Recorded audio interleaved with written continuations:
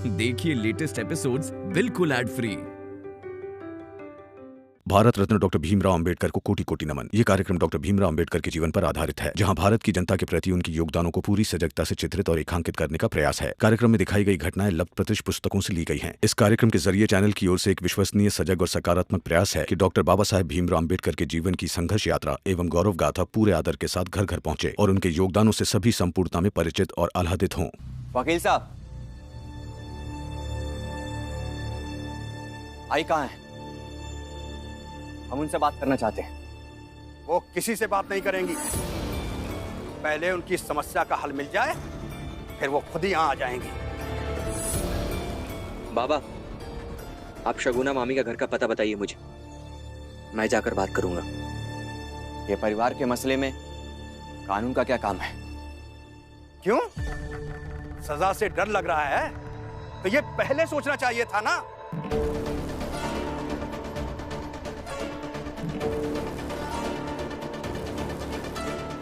घर में तीन जवान भाई हो और एक औरत के अधिकारों की रक्षा नहीं कर पाए। और बहुत सुना है तुम्हारे भीमराव के बारे में, बहुत न्याय की बातें करता है ना। अब कहां गया तुम्हारा न्याय? बोलो।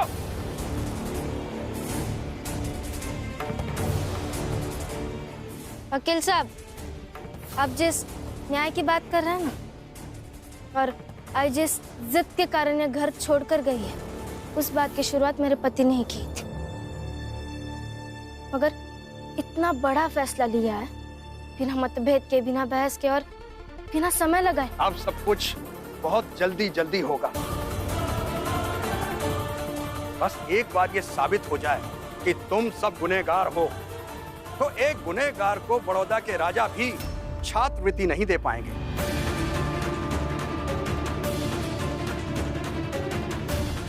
और भीमराव की पढ़ाई बंद हो जाएगी।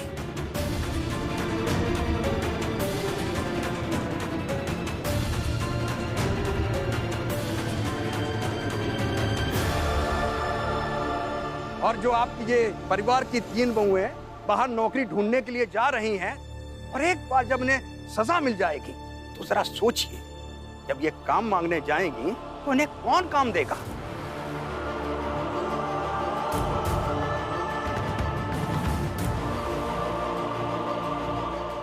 और आनंद, सुना है बहुत बीमार रहता है। ये तो सजा काटते काटते ही निपट जाएगा। बस, माफ कीजिएगा, लेकिन आप ज्यादा बोल रहे हैं। अब एक शब्द और नहीं। आई के साथ सही हुआ या गलत, उसका अलग हिसाब है, लेकिन आप मेरे पति के बारे में कुछ नहीं बोलेंगे। अभी तो सिर्फ बोल रहा हूं, ये आगे सब तुम्हारे सामने होगा, तब देखना। देख लेंगे, सब कुछ देख लेंगे। फिलहाल आप यहां से जाइए। देख क्या रहे हैं? जाइए जाइए वकील साहब, हम चाल वाले इस बात के गवाह हैं कि इस परिवार ने कभी भी जीजाबाई के साथ जाति नहीं की है। और इतना तो आपको भी पता होगा वकील साहब कि बच्चा गोद लेना किसी एक की इच्छा से नहीं, बल्कि पति पत्नी दोनों की सहमति होनी चाहिए। जीजाबाई चाहती हैं, लेकिन रामजी भाऊ नहीं चाहते। एक बच्चा गोद लेने के लिए इतना बड़ा बखेड़ा करने का जीजाबाई को कोई हक नहीं है। तो दोषी ये लोग नहीं, बल्कि जीजाबाई खुद हैं, जो अपने ही परिवार के साथ ऐसा कर रही हैं। आपके ऊपर भी अदालत होगी, वहां समझदार लोग होंगे, वो समझेंगे इन बातों को। और हाँ, बच्चा गोद लेने का मसला अगर भूल जाए तो इस परिवार ने जीजाबाई को कभी कोई तकलीफ नहीं दी है। आपसे मतभेद के बावजूद इन लोगों ने जीजाबाई का पूरा ध्यान रखा है।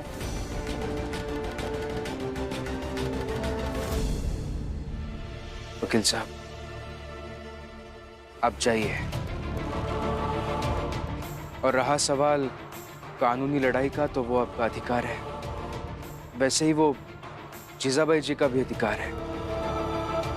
लेकिन मुझे ऐसा लगता है कि ये लड़ाई कानूनी लड़ाई से ज्यादा सामाजिक और नैतिक लड़ाई हो सकती है। तो अगर हो सके तो आप जाकर जीजाबाई जी से कह दीजिएगा कि कानून से बाहर इस चाल में आकर हमारे घर में आकर लड़े, हम भी उनका साथ देंगे। और अगर वो कानूनी लड़ाई लड़ेंगे तो हम सब बाबा का साथ देंगे। ठीक है, पर देखो तुम लोग इस लड़ाई में कैसे पिसते हो। वकील साहब,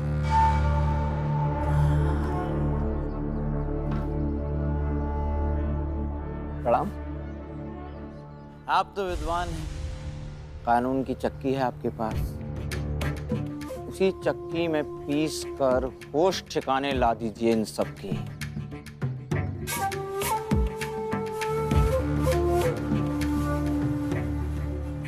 वकील साहब, हम लोग आपके साथ ही हैं। अगर आपको किसी चीज की जरूरत हो या कोई मदद चाहिए तो हम लोगों से कहिएगा। देखिए, आप दोनों जो भी हैं अपने काम से काम रखिए। मैं कानून के लिए काम करता हूं, कानून की लड़ाई लड़ता हूं, और मैं इसमें किसी बाहरी की मदद नहीं लेता। कानून हमें लड़ने के लिए ताकत भी देता है और सुरक्षा भी। क्या? हाँ वकील, क्या से बात की तो पागल समझ लिया। ताकत का घमंड मत कर, क्योंकि घमंड हम बहुत अच्छे से तोड़ देते हैं, समझा? नरोत्तम जोशी, बैरिस्टर के साथ इस तरह से बात मत कीजिए। भले ही वो हमारे खिलाफ केस लड़ने जा रहे हैं, लेकिन वो एक वकील हैं। उनका आदर सम्मान किया जाना चाहिए। वकील साहब, आप जाइए, अपने केस की तैयारी कीजिए।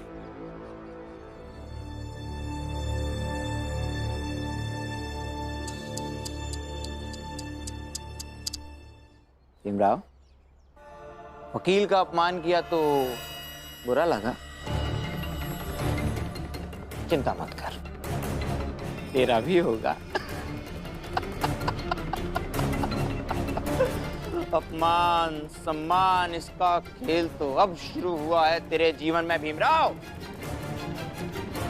जीजाबाई ने ऐसी चाल चली है जिसमें तू, तेरा ये परिवार सब फंसोगे और मात भी खाओगे।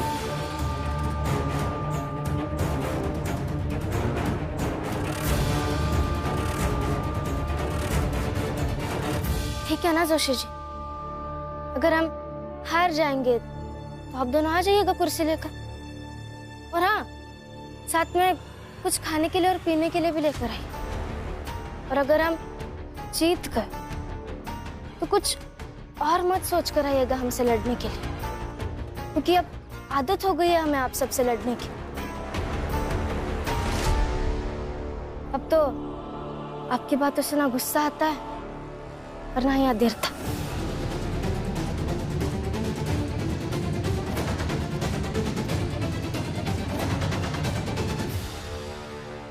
वकील साहब, नमस्ते। वकील साहब, भीमराव और उसके परिवार वालों को जेल में डलवा दीजिए, थोड़ी सी ठंडक मिलेगी दिल में। तुम तो वो चाल में थे ना? हाँ, मैं भी उसी चाल में रहता हूँ। सुनो, मेरा एक काम करो। बोलिए। जीजाबाई के पक्ष में गवाह तैयार करो। जितने गवाह जीजाबाई के पक्ष में होंगे ना, ये भीम और उसका परिवार उतनी आसानी से केस हार जाएगा। बिल्कुल करूंगा तैयार गवाह। भीम के खिलाफ तो मैं कुछ भी करूंगा। बहुत बढ़िया, तैयारी करो, बाद में मिलते हैं।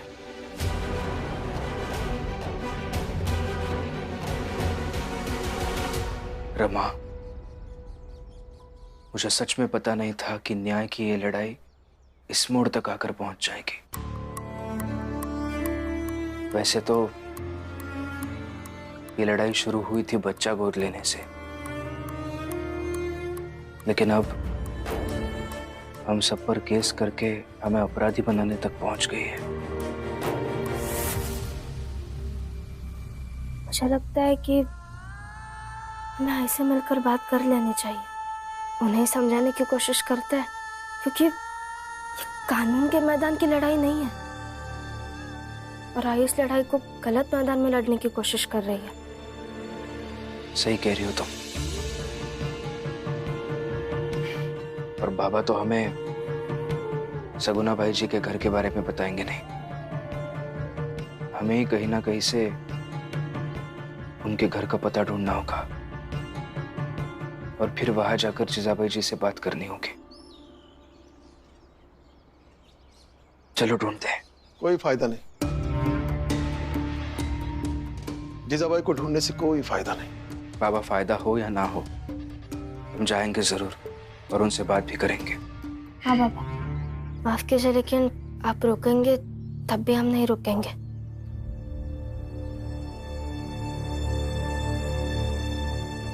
ये लो, पढ़ लो।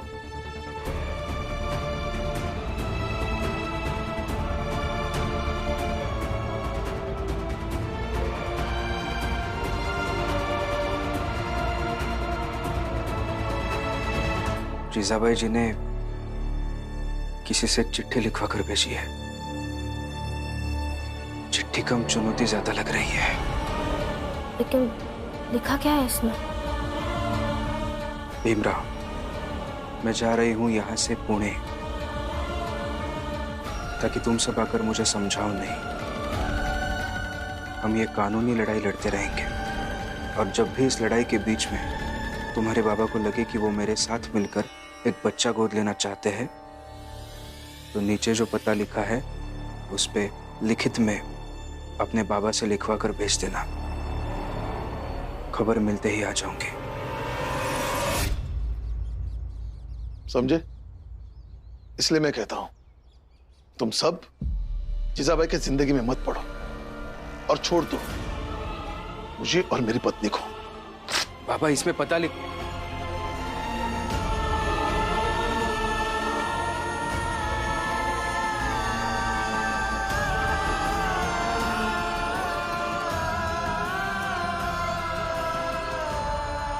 हम लड़ेंगे। पापा का गुस्सा अपनी जगह है, आई का तरीका अपनी जगह है, और यहाँ के लिए आपकी जो प्रतिबद्धता है वो अपनी जगह है। तीनों को मिलाइए मत। ऐसा कीजिए, आप वकील साहब से मिलने जाइए, मैं काम ढूंढना चाहती हूँ।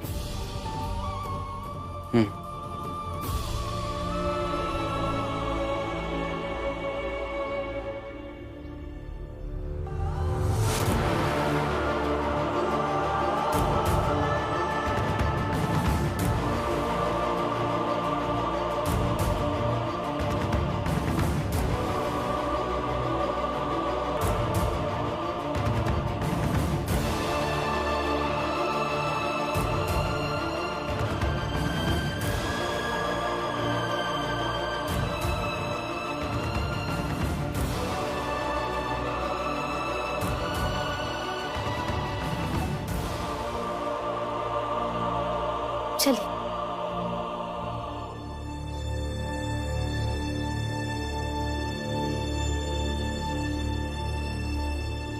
रुक जाओ रमा।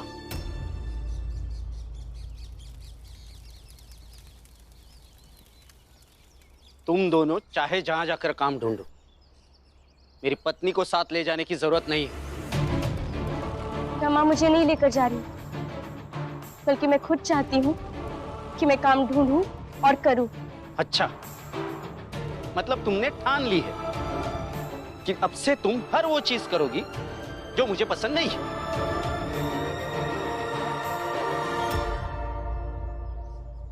तुम अच्छे से जानती हो कि तुम्हारा काम करना मुझे कभी पसंद नहीं था। हाँ, जानती हूँ, मगर अब ये जान पाई हूँ कि मेरा काम करना आपकी पसंद या नापसंद नहीं था, बल्कि आपकी सोच थी।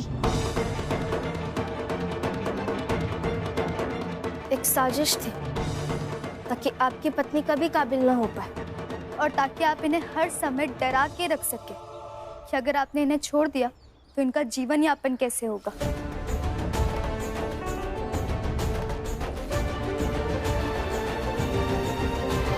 वाह, बड़ा अच्छा पाठ पढ़ाया जा रहा है, ताकि तुम लोग मिलकर सबके सामने मुझे जलील कर सको, है ना? नहीं भैया,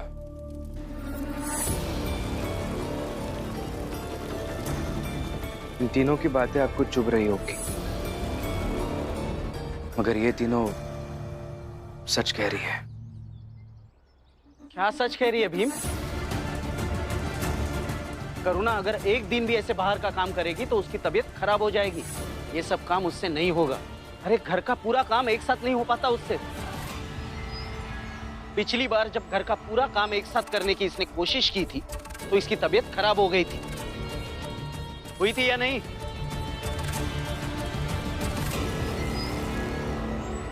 पता था तुम्हें ये? नहीं ना? भीम, मुझे भी इसकी फिक्र है, इसीलिए मना कर रहा हूं।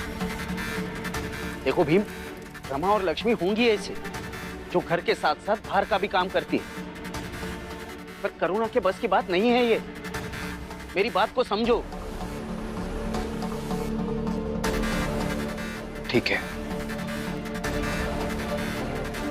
भाभी, आप बाहर जाकर काम करना चाहती है तो फिर जाइए, जाइए आप तीनों।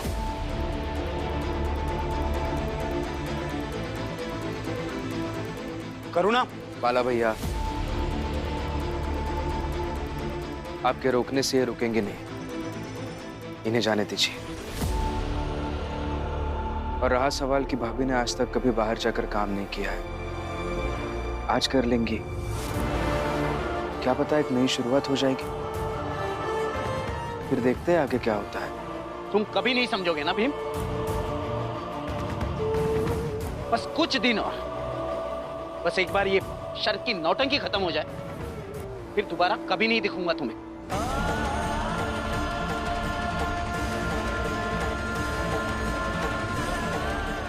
मैं चलता हूं।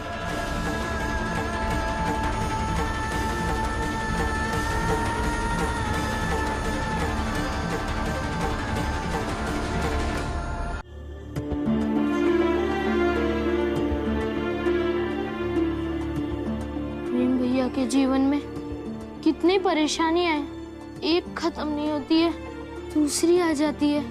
मैं भी उनकी परेशानियों में उनकी मदद करना चाहता हूँ, पर कैसे करूं, क्या करूं? अरे दीपक, ते हमारी बात सुन। अगर तई भीम के जैसा ही पढ़ता रहेगा, हमेशा ऐसे ही परेशान रहेगा। यही लिए हमारी बात समझ और ये पढ़ाई लिखाई के चक्कर में ना पड़, समझे? एक बात कितनी बार कहेंगे काका?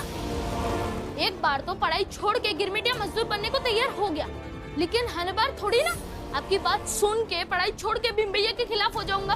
ठीक है फिर देख ले बे, लेकिन सोच ले, बहुत पछताएगा बाद में। आप अपना देखो काका, मैं भीम भैया के दिखाए हुए रास्ते पर ही चलता हूँ।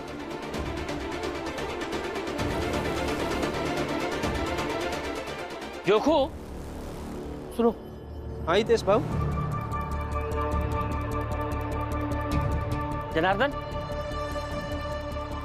सुनो, मैं क्या सोच रहा था कि भीमराव के जो खिलाफ हैं, वो सब एक साथ एक होकर जीजाबाई के साथ और रामजी के खिलाफ अदालत में गवाही देंगे,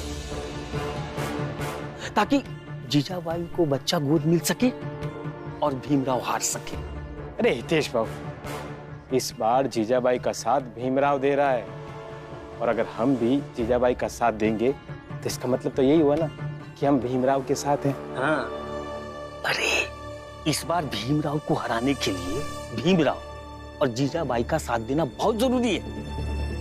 क्या बोल रहे हो हितेश भाऊ? उनका तो कुछ समझे नहीं आ रहा। वही तो, तुम्हारे पास तो दिमाग ही कम है। अरे नरोत्तम जोशी ने समझाया कि कैसे इस बार भीमराव का साथ देकर भीमराव को हराना है, क्योंकि अगर इस बार जीजाबाई जीत गई तो आगे से भी जीजाबाई ही जीतेगी इस घर में, समझे? अरे लड़ाई बच्चे का तो है ही नहीं, केस का है। एक बार अगर भीमराव केस में फंस गया तो समझो उसकी छात्रवृत्ति गई। ठीक है फिर ई बार हम जीजाबाई का साथ जरूर देवे। हाँ सही कहा जोकू बाबू ने, वैसे भी औरतों का साथ देना ही चाहिए। हाँ